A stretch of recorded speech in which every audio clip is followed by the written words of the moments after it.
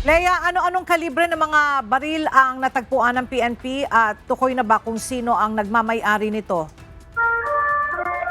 Magandang tanghali sa iyo, Elo. 19 na iba't ibang mataas na kalibre ng armas ang natagpuan ng militar at pulis sa barangay Ixtiban, Labo, Camarines Norte.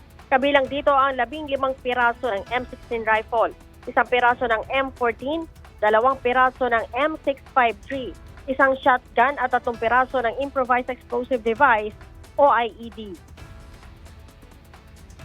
Inaalam pa ng otoridad ELA kung sino ang nagmamay-ari ng naturang mga armas.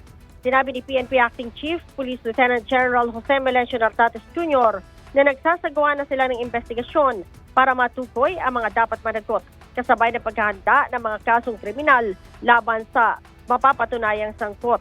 Ang pagtukoy ELA at pagkakumpiska ng loose firearms sa isa sa mga pangunahing prioridad ng PNP sa ilalim ng pamumuno ni General Nartates.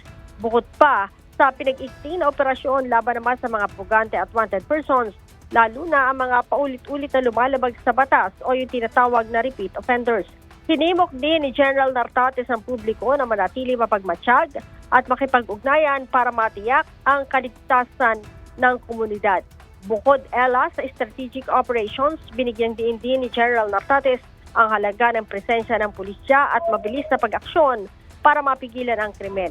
Matapos ang nadiskobring imbaka ng armas, nagpakalat na ang PNP ng karagdagang tauhan para sa checkpoints, pagpapatrolya at community engagement para mapanatag ang mga residente at mapigilan ang mga potensyal na banta.